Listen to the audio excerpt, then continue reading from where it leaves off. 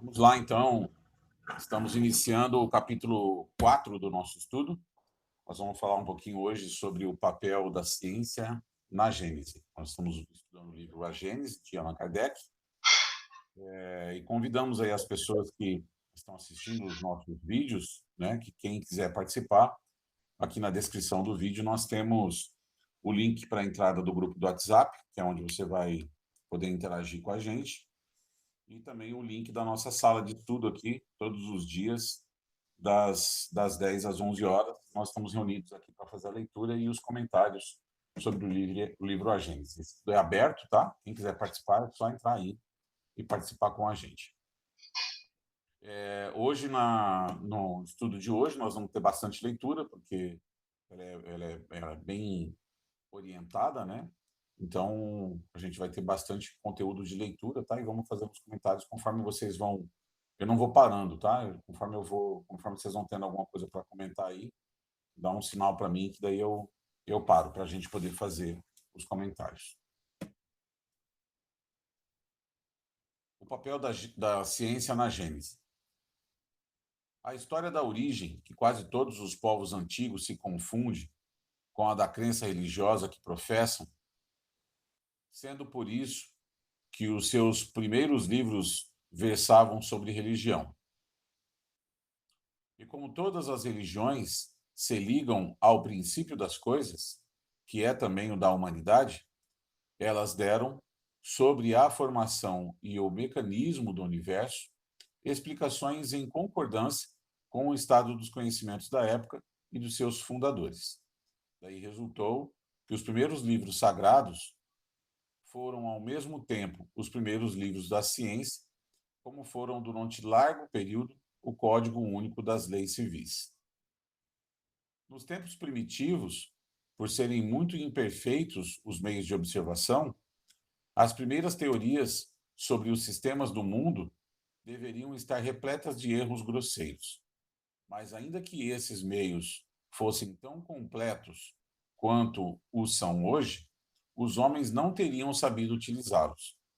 Aliás, tais meios não podiam ser senão fruto do desenvolvimento da inteligência e do consequente conhecimento das leis da natureza. À medida que o homem se foi adiantando no conhecimento dessas leis, também foi penetrando os mistérios da criação e retificando as leis que formaram as ideias que formaram acerca da origem das coisas. O homem se mostrou impotente para resolver o problema da criação até o momento em que a ciência lhe ofereceu a solução para isso. Foi preciso que a astronomia lhe abrisse as portas do espaço infinito e lhe permitisse mergulhar aí o olhar, que, pelo poder do cálculo, ele pudesse determinar com rigorosa precisão o movimento, a posição, o volume, a natureza e o papel dos corpos celestes, que a física lhe revelasse as leis da gravitação, do calor, da luz, da eletricidade, que a química lhe ensinasse as transformações da matéria e a mineralogia, os materiais que formam a superfície do globo, que a geologia lhe ensinasse a ler nas camadas terrestres a formação gradual desse mesmo globo. A botânica, a zoologia, a paleontologia, a antropologia deviam iniciá-lo na filiação e sucessão dos seres organizados. Com a arqueologia, ele pôde seguir os traços da humanidade através dos tempos. Em suma, todas as ciências, completando-se umas às outras, deviam trazer o seu contributo indispensável para o conhecimento da história do mundo. Em falta dessas contribuições, o homem só tinha por guia suas primeiras hipóteses.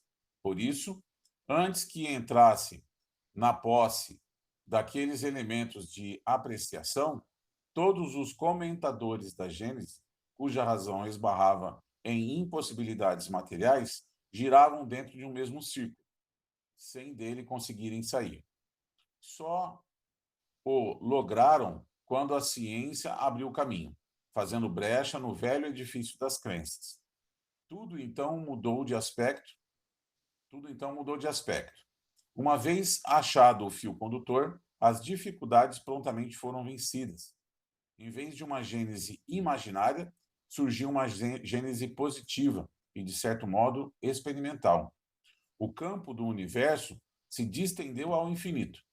Acompanhou-se a formação gradual da Terra e dos astros, segundo leis eternas e imutáveis, que dão testemunho bem maior da grandeza e da sabedoria de Deus do que uma criação miraculosa, tirada repentinamente do nada, qual mutação à vista, por efeito de súbita ideia da divindade após uma eternidade de inação. Uma vez que é impossível conceber-se a Gênese sem os dados fornecidos pela ciência, pode-se dizer com inteira verdade que a ciência é chamada a construir a verdadeira Gênese segundo as leis da natureza. Eu queria parar um pouquinho aqui para fazer um breve comentário. O primeiro comentário é que daqui para trás nós tínhamos um problema que o próprio Evangelho, quando está falando ali ciência e religião, né, no capítulo 1 do Evangelho, no capítulo 1, no capítulo 2, enfim, ciência e religião, ele vem trazer para nós uma questão aqui também, que é o homem da religião não querendo aceitar o homem da ciência, porque tudo que ele fala vai contra as suas crenças, né? E o homem da ciência não querendo aceitar o homem da religião, porque também tudo que ele prega e tudo que ele crê vai contra tudo que o homem da ciência está descobrindo. E a gente parte de um problema, de um paradigma, que o homem da religião, na verdade, é que impõe isso, né? Nós é que colocamos isso. Porque se Deus não é esse ser extraordinário e poderoso, que tem a capacidade de, em 6 dias, pelo simples pensamento dele, criar e fazer surgir todas as coisas num estalo de dedo, esse Deus, supostamente, ele ou seria menor ou não seria Deus, porque ele vai ser menos poderoso, né, por não conseguir fazer isso. Com a chegada da doutrina, e aí nós vamos ter um elo de ligação entre ciência e religião, nós vamos entender essa fala que ele diz aqui, né? O campo do universo, através da ciência, ele se distendeu ao infinito. O nosso universo, através da ciência, passou a ser muito maior do que o universo que nós conhecíamos. Porque o universo da religião, o universo da Bíblia, é o universo Terra, onde todas aquelas estrelas e tudo aquilo que está no céu foi feito para enfeitar o nosso planeta. A formação, a concepção de formação para nós é uma formação do nosso mundo. E através da ciência nós descobrimos um universo absurdamente maior. Então, esse Deus que esse elo vem trazer entre ciência e religião não é um Deus menor. Um Deus que criou leis tão perfeitas, tão absurdamente perfeitas, que após bilhões de tempos e essas leis são imutáveis, elas se aplicam a todas as coisas, elas são responsáveis pela formação de tudo que a gente conhece, e elas continuam existindo. Elas sempre funcionaram e elas sempre funcionarão. Esse Deus não é menor, né? Esse Deus é um Deus ainda maior. Só que nós não tínhamos condições de compreender isso. É isso que esse texto vem dizer para nós. Lá atrás, no começo, nós precisávamos avançar, até porque a própria ciência, a própria observação das coisas não permitia isso. Então, com o tempo, com o desenvolvimento da nossa inteligência, com o desenvolvimento das nossas ciências, nós vamos descobrindo, estudando, observando e descobrindo as coisas, e tudo aquilo que nós vamos observar não deveria servir para dizer como prova de que Deus não existe, porque foi formação da natureza. Sim, mas a natureza é a criação divina, né? Então, tudo aquilo que a ciência descobre e se aprofunda não deveria servir de prova de que Deus não existe. Pelo contrário, deveria servir de prova que Deus existe e que ele é muito maior, né? E tudo aquilo que a religião falhou no passado, no seu entendimento, na forma de trazer, também não deveria haver esse apego, porque, de novo, esse Deus não é um Deus menor, ele é um Deus maior. É um Deus muito mais generoso, né? Que provê a vida em vários lugares, que permite, né, que nós tenhamos zilhões e, sei lá, o volume de irmãos que nós temos espirituais povoando os vários orbes que existem por aí. Esse Deus é um Deus muito mais generoso, possibilita muito mais coisas, né? Mais algum comentário? Não? Eu quero fazer um comentário aqui. Até acho interessante, e fazendo um paralelo, como eu estudei um pouquinho mais a parte da religião católica, porque eu comecei aí, né? E estudando, a gente vê ali que no início, quando começou todos esses estudos religiosos, a ciência vinha encarnada junto com esses padres ou esses monges tipo, franciscanos, né? Que a gente, estudando a história, a gente via que eles falavam tanto da religião e os princípios da ciência, como uma dupla ali bem junta, né? E com o passar do tempo, foi se separando, né? Então, acredito que, em sua sabedoria divina, Deus, né, tenha colocado homens encarnantes, né, que vieram a encarnar, da ciência mesmo, né? Justamente para trazer essa união entre a ciência e a religião, como uma dupla forte. Não uma dupla inseparável, que hoje é, né? Eu acho interessante a gente analisar isso.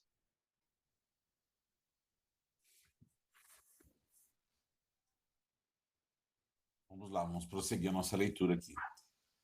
No ponto a que chegou no século XIX, a ciência conseguiu resolver todas as dificuldades do problema da Gênese? Não, certamente.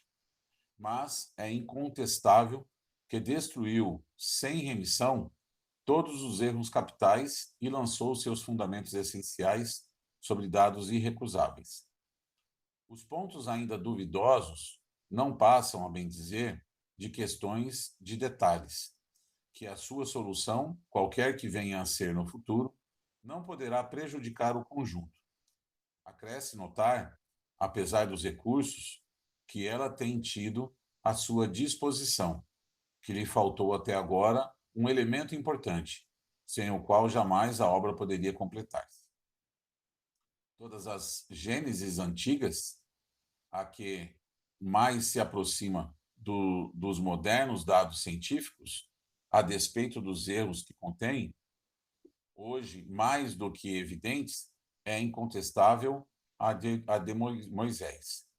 Alguns desses erros são mesmo mais aparentes do que reais e provêm quer de falsa interpretação atribuída a certas palavras, cuja primitiva significação se perdeu ao passarem de língua em língua pela tradução, ou cuja acepção mudou com os costumes dos povos, quer da forma alegórica peculiar ao estilo oriental, a que foi tomada ao pé da letra, em vez de se lhe procurar o espírito.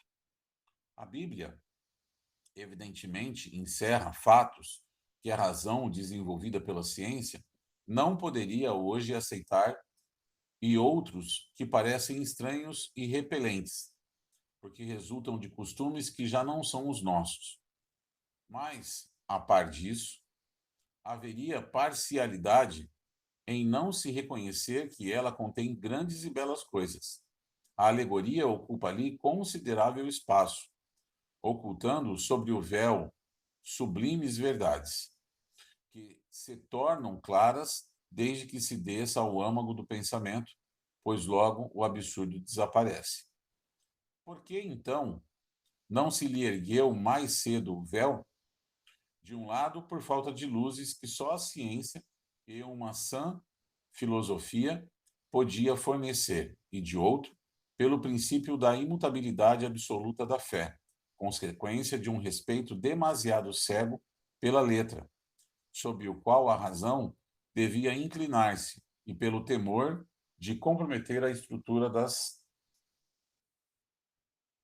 crenças, erguidas sobre o sentido literal.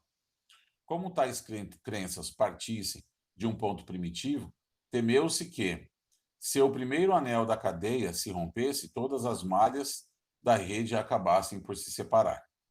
Eis porque, apesar de tudo, os olhos se fecharam, mas fechar os olhos ao perigo não é evitá-lo. Quando uma construção se inclina, não manda a prudência que se substituam imediatamente as pedras ruins por pedras boas, em vez de se esperar pelo respeito que infunde a solidez do edifício, que o mal se torne irremediável e que se faça preciso reconstruí-lo de cima para baixo?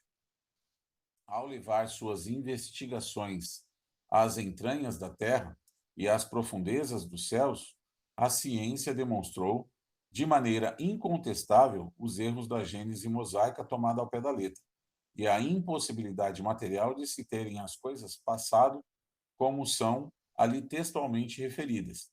Assim procedendo, a ciência desferiu fundo golpe nas crenças seculares.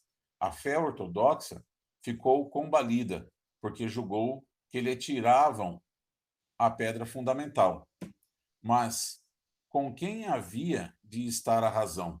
Com a ciência, marchando prudente e progressivamente pelos terrenos sólidos dos algarismos e da observação, sem nada afirmar antes de ter provas na mão, ou uma narrativa escrita numa época em que faltavam absolutamente os meios de observação. Afinal de contas, quem deve levar a melhor? Aquele que diz que 2 mais 2 fazem 5 e se nega a verificar, ou aquele que diz que 2 mais 2 fazem 4 e comprova o que afirma? Mas objetam: se a Bíblia é uma revelação divina, então Deus se enganou. Se não é uma revelação divina, deixa de ter autoridade e a religião desmorona por falta da base. Ora, de duas coisas uma. Ou a ciência está em erro, ou tem razão. Se tem razão, por não fazer seja verdadeira uma opinião que lhe é contrária, não há, não há revelação que se possa sobrepor à autoridade de fatos. Incontestavelmente, não é possível que Deus, sendo todo verdade, induza os homens em erro, nem consiste, nem consciente, nem inconscientemente, sem que não seria Deus. Logo, se os fatos contradizem as palavras que lhes são atribuídas, o que deve logicamente concluir é que ele não as pronunciou, ou que tais palavras foram entendidas em sentido oposto ao que lhes é próprio. Se com semelhantes contradições a religião sofre dano, a culpa não é da ciência, que não pode fazer que o que é deixe de ser, mas dos homens, por haverem prematuramente estabelecido dogmas absolutos, dos quais fizeram questão de vida ou de morte, sobre hipóteses suscetíveis de serem desmentidas pela experiência. Há coisas cujo sacrifício temos que resignar-nos, queiramos ou não, quando não consigamos evitá-lo. Desde que o mundo marcha sem a vontade de alguns, sem que a vontade de alguns possa detê-lo.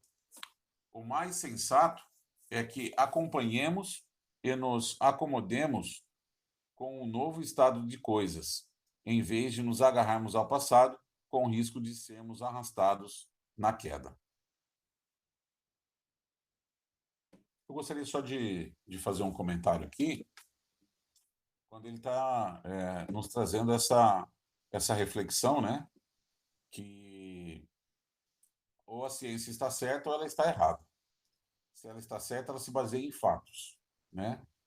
E, a grande preocupação da religião, como eu disse no meu comentário anterior, é que, tirada essa pedra fundamental desses dogmas absolutos, a religião fosse desmoronar, Deus deixasse de ser Deus, né? E é natural que no nosso estado de atraso que nós tínhamos na época, a gente cometesse falhas. Não no sentido de que, como ele diz aqui, né? Mas nós vamos fazer a seguinte objeção, né? Não, mas a Bíblia foi uma revelação divina. A Bíblia foi uma revelação divina, então Deus enganou a gente? Não, a Bíblia não foi escrita por Deus. Sequer foi escrita por Jesus, né? O Velho Testamento também não foi escrito por Deus, né? As leis mosaicas e tudo são produção do próprio Moisés. Os 10 mandamentos são praticamente uma psicografia divina, né? Os 10 mandamentos são divinos. Mas a gente tem que tomar esse cuidado, porque a falha não está em Deus, né? Porque não poderia estar. A falha está na interpretação, né? No sentido literal das coisas, nessa crença absoluta de uma época muito anterior à nossa. E conforme a gente evolui, a gente vai descobrindo novas coisas, e essas novas coisas devem reforçar essa característica de infinita sabedoria de Deus, né? Não diminuir ele, não fazer com que esse próprio Deus caia em contradição.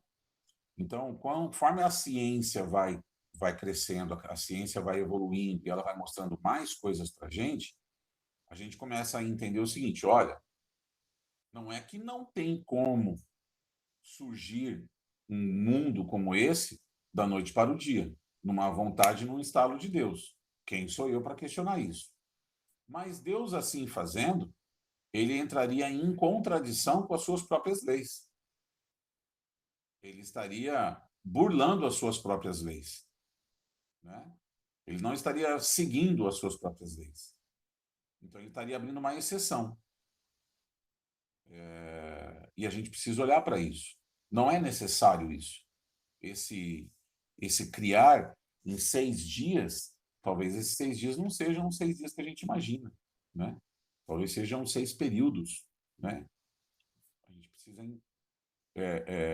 seguir em paralelo, em parceria com a ciência, adaptando aquilo que a gente não consegue entender ainda, e nos resignando desse entendimento de que Deus é a suprema inteligência, né? Então, ele fez as coisas muito bem pensadas, muito bem elaboradas, e ele não precisa intervir para fazer exceções à sua própria regra, né?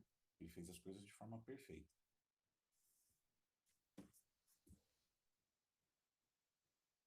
A gente pode até fazer um paralelo, né, dentro do que como que a religião meio que se estagnou, né, nessa parte de interpretação, e como que hoje a nossa ciência, apesar de ter bastante preconceito entre eles mesmos, né, pode, mesmo assim, evolui. Até pouco tempo atrás, nós tínhamos como lei regente as leis newtonianas, né? Newton. Do advento da relatividade, com as leis de Einstein, nenhum momento foi desclassificado. Né? Bom dia. Bom dia, Liliane. Bom dia, gente. Acabei de acordar, desculpa o atraso. Seja bem-vindo. Obrigada. Então, em nenhum momento as leis da relatividade desclassificam as leis da mecânica de Newton. Em si, ela reforça e avança para cima, né? É o que a religião, de um certo ponto, perdeu, né? Então é só um paralelo que eu sempre vou muito pela essa base, né? A parte não vem desclassificar. essas revelações, em nenhum momento desclassifica Deus, mas quem desclassifica essa criação toda é a gente nas nossas interpretações mesmo. E eu acho bem interessante isso. Ele, inclusive, na continuação aqui da nossa leitura, ele vai dizer o seguinte, né? Beleza, então, é lógico que a gente tem que guardar o respeito dessas revelações divinas, né? Mas, a fim de guardar respeito aos textos recebidos como sagrados, dever-se-ia a obrigar a ciência a calar-se? Seria coisa tão impossível como impedir que a Terra gire. As religiões, sejam quais forem, jamais ganharão qualquer coisa em sustentar erros manifestos. A ciência tem por missão descobrir as leis da natureza. Ora, como essas leis são obras de Deus, não podem ser contrárias às religiões que se baseiam na verdade. Lançar anátema ao progresso, por atentório à religião, é lançá-lo à própria obra de Deus. Mais ainda, é trabalho inútil, porquanto nem todos os anátemas do mundo seriam capazes de impedir que a ciência avance e que a verdade abra caminho.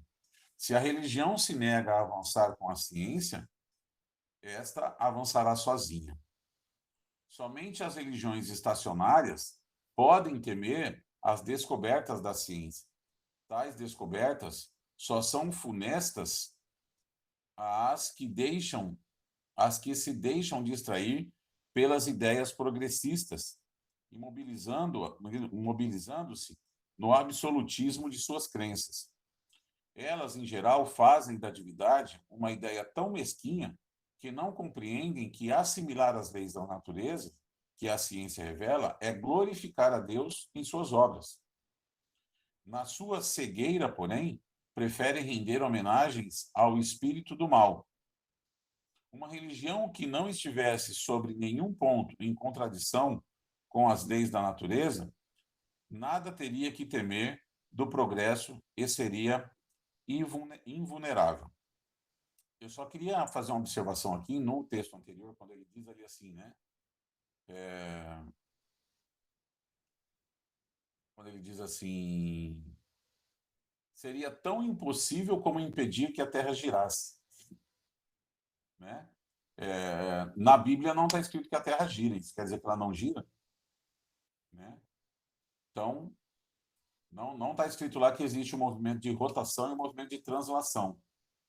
Então, a Terra não gira em torno de si mesma e ela não gira em torno do Sol, né?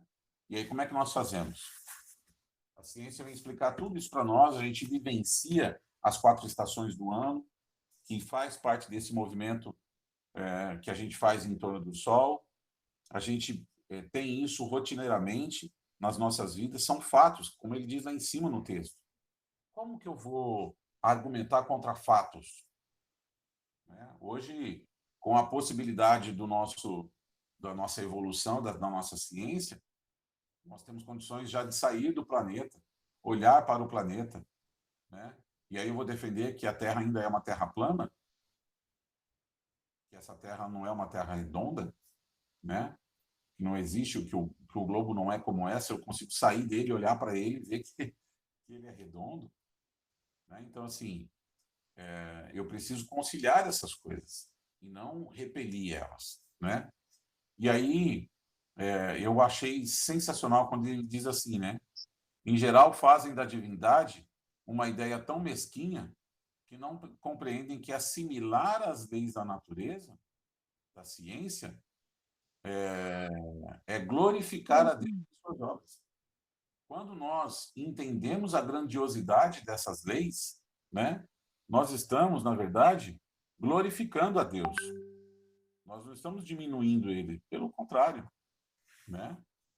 A Gênese compreende 2 partes: a história na formação do mundo material e a da humanidade, considerada em seu duplo princípio corpóreo e espiritual. A ciência tem se limitado à pesquisa das leis que regem a matéria. No próprio homem, ela apenas estudou e estuda o envoltório carnal. Sobre esse aspecto, chegou a inteirar-se com uma precisão incontestável das partes principais do mecanismo do universo e do organismo humano. Assim, sobre esse ponto capital, pôde completar a Gênese de Moisés e retificar suas partes defeituosas. Mas a história do homem, considerado como ser espiritual, se prende a uma ordem especial de ideias que não são do domínio e da ciência propriamente dita, e das quais, por este motivo, não constitui objeto de suas investigações. A filosofia, a cuja atribuições pertence, mais particularmente, esse gênero de estudo, apenas tem formulado sobre o ponto sistemas contraditórios, que vão desde a mais pura espiritualidade até a negação do princípio espiritual e mesmo de Deus, sem outras bases, afora as ideias pessoais de seus autores. Tem, pois, deixado sem decisão o assunto por falta de um controle suficiente. Esta questão, no entanto, é a mais importante para o homem, porque envolve o problema do seu passado e do seu futuro, a do mundo material. Só o afeta indiretamente. O que lhe importa saber, antes de tudo, é de onde veio e para onde vai, se já viveu, se ainda viverá e qual a sorte que lhe está reservada. Sobre todas essas questões, a ciência se conserva muda. A filosofia apenas emite opiniões que concluem em sentido diametralmente opostos, mas que, pelo menos, permitem a sua discussão, o que faz com que muitas pessoas se coloquem ao lado da preferência a seguirem a religião que nada discute. Eu vou pedir só para... Ô, Liliana, se você puder desligar o seu microfone, que dá interferência que eu estou gravando, né? Obrigado. Todas as religiões estão de acordo quanto ao princípio da existência da alma, sem contudo o demonstrarem. Entretanto, não concordam quanto à sua origem, nem com relação ao passado e ao seu futuro, nem, principalmente, e isso é o essencial, quanto às suas condições de que depende a sua sorte vindoura. Em sua maioria, elas apresentam como o futuro da alma e impõem à crença de seus adeptos um quadro que somente a fé cega pode aceitar, mas que é incapaz de suportar um exame sério. Como o destino que elas fazem da alma está ligado aos seus dogmas, as ideias que se faziam nos tempos primitivos sobre o mundo material e o mecanismo do universo, o destino que elas atribuem à alma não se concilia com o estado atual dos conhecimentos. Não podendo, pois, senão perder com o exame e a discussão, as religiões acham mais simples proscrever os dois. Essa divergência no tocante ao futuro do homem geraram a dúvida e a incredulidade. Entretanto, a incredulidade dá lugar ao penoso vácuo. O homem encara com ansiedade o desconhecido, em que cedo ou tarde terá que penetrar fatalmente. A ideia do nada o enregela. Diz-lhe a consciência que alguma coisa lhe está reservada para além do presente. Que será? Sua razão, já desenvolvida, não lhe permite mais admitir as histórias com que acalentaram na infância, nem a alegoria como realidade. Qual o sentido dessa alegoria? A ciência rasgou-lhe uma ponta do véu, mas não revelou o que mais lhe importa saber. Ele interroga em vão. Porém, ela nada se lhe responde de maneira decisiva e capaz de acalmar suas apreensões. Por toda parte, depara com a afirmação e se choca com a negação, sem que se apresentem provas positivas tanto de um lado quanto do outro. Daí a incerteza. e a incerteza no que respeita à vida futura faz que o homem se atire, tomado de uma espécie de frenesi para as coisas da vida material. Eis o inevitável efeito das épocas de transição. Desaba o edifício do passado, sem que ainda o do futuro se ache construído. O homem se assemelha ao adolescente, que, já não tendo a crença ingênua dos seus primeiros anos, ainda não possui o conhecimento da idade madura. Apenas sente vagas aspirações que não sabe definir.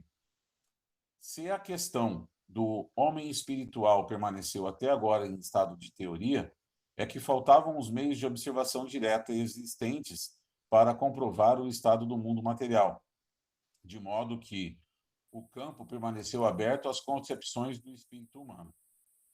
Enquanto o homem não conheceu as leis que regem a matéria e não pôde aplicar o método experimental, vagou no sistema, de sistema em sistema e não de sistema em sistema no tocante ao mecanismo do universo e à formação da Terra.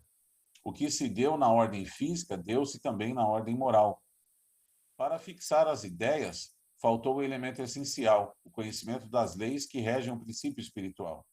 Tal conhecimento estava reservado à nossa época, como o das leis da matéria foi obra dos 2 últimos séculos. Até o presente, o estudo do princípio espiritual compreendido na metafísica foi puramente especulativo e teórico. No espiritismo, é inteiramente experimental, com o auxílio da faculdade mediúnica, hoje mais desenvolvida e, sobretudo, generalizada e mais bem estudada, o homem se achou de posse de um novo instrumento de observação. A mediunidade foi, para o mundo espiritual, o que o telescópio representou para o mundo astral e o microscópio para o mundo infinitamente, para os dos infinitamente pequenos. Permitiu que se estudassem, por assim dizer, de visu, as relações daquele mundo com o mundo corpóreo. Que no homem vivo se destacasse do ser material o ser inteligente, e que se observassem os dois a atuar separadamente. Uma vez estabelecidas relações com os habitantes do mundo espiritual, tornou-se possível ao homem seguir a alma em sua marcha ascendente, em suas migrações, em suas transformações.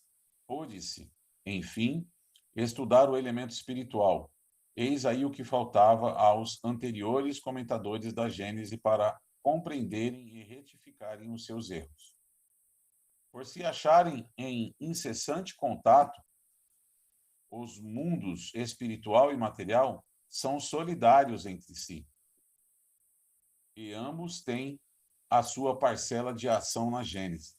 Sem o conhecimento das leis que regem o primeiro, seria tão impossível constituir-se uma Gênese completa quanto a um escultor dar vida a uma estátua.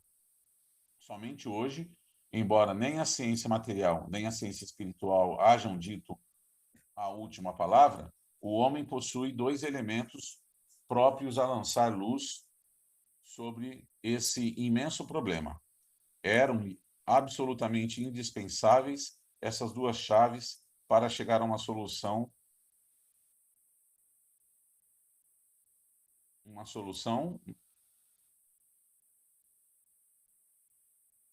mais aproximativa. É isso que está escrito aí, meu pai? Mesmo aproximativa. Mesmo aproximativa. É que o meu juntou as letras aqui. Vamos lá, vamos aos comentários aí. Eu acho que a grande questão que a gente vê nesse capítulo, né, e que a gente já tratou algumas vezes aqui, né, a gente já falou, é realmente essa questão da nossa evolução, né, de tudo que tem para a gente conhecer ainda. E acredito que isso não está afindado, né? A gente ainda vai evoluir muito em termos de ciência, aqui, ciência humana, né? Ciência aqui do mundo físico, né? Para a gente poder, conforme a gente vai evoluindo, a gente vai confirmando essas coisas, vai tornando cada vez mais palpável essa nova gênese, né? Essa gênese que corrige pequenas falhas, que corrige essas crenças absolutas, que seriam impossibilitadas, né? Que seriam impossíveis diante da nova ciência, e que, na verdade, vai reforçando cada vez mais. A própria ciência, à medida que passa o tempo, no seu lado, também vai descobrindo, né? Olha a ciência, olha quanto o espiritual tem se aproximado agora da ciência, né? O desenvolvimento de tecnologia que consegue tirar foto que aparece a nossa aura, que antes era desconhecido, né? Você tem essas esses novos desenvolvimentos, né, da nossa ciência, que cada vez mais vão aproximar a teoria de vidas passadas, né? Como é que fala? Terapia, né?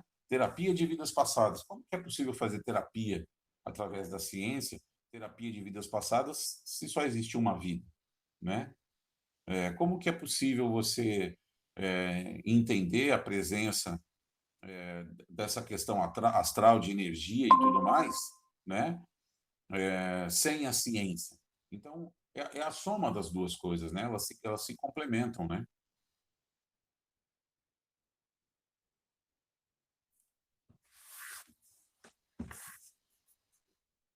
E a questão toda que ele traz aqui no final, no item, é o problema do nosso futuro, né? E do nosso passado. De onde viemos e para onde vamos, né? E aí toda a discussão do que aconteceria com nós, ela não ela não saciou, né, a nossa necessidade de conhecimento. Ela não saciou a nossa vontade de entender. A fé cega não nos calou, né? A gente continua procurando esse entendimento, e sobretudo confrontando, né, com a nossa realidade, né? Como que cada vez mais agora nós interagimos com o espiritual, e como que eu vou dizer que ele não existe, né? Como que eu vou continuar afirmando coisas que são impossíveis de serem reforçadas e fortalecidas agora, né? Então, a soma dessas duas coisas vai nos levar ainda. Hoje nós já entendemos muito mais, porque o espiritismo, como ele diz ali, né, serve como um instrumento, né? Tanto do telescópio que me mostra um universo gigantesco, como do microscópio que me mostra o micro, né, o pequeno, né? E o espiritismo ele vem trazer para nós esse conhecer o mundo espiritual, que interage, né, com o nosso mundo físico. E nós estamos no começo dessa jornada, uma ciência muito nova, uma ciência que surgiu agora, né? Então, nós temos 200 e poucos anos, né? Aliás, não temos 200 anos, né? Não temos 200 anos. Então, é uma ciência muito nova a ser desenvolvida, né? Comentário, seu Celso? É só um pequeno comentário de que eu acho que em todas as áreas nós temos sempre que buscar o conhecimento. O conhecimento vai trazer o entendimento, né? E quando você se nega a buscar o conhecimento, fragiliza, porque muitas vezes temos opiniões que estão baseadas em situações ou sistemas já superados, né? Então, sempre colocando que o conhecimento traz um entendimento maior, né? Uma compreensão maior. Só isso. Buscar sempre a prudência em todas as áreas da evolução, né? Eu vejo a doutrina, né, a doutrina espírita, como uma ponte muito bem fundamentada, né? onde nós podemos transitar entre a religião propriamente dita, né, e a ciência. Uma vez que a gente consiga transitar muito bem nesse esclarecimento dessas duas vertentes, para rumo a gente fazer uma unificação realmente, né? Hoje nós estamos mais unificados à ciência porque ela tem justamente esse princípio, né? Trazer o conhecimento e o entendimento, bem colocado, seus Deus. E a gente parou de colocar o conhecimento e o entendimento nas coisas de Deus. Essa ponte que o Espiritismo traz é justamente isso. Conseguir trazer esse entendimento, esse conhecimento e esse entendimento de uma forma mais correta e aplicável no nosso dia a dia como humanidade, né? Eu acho que esse é o princípio do Espiritismo e a missão, né? Como revelação.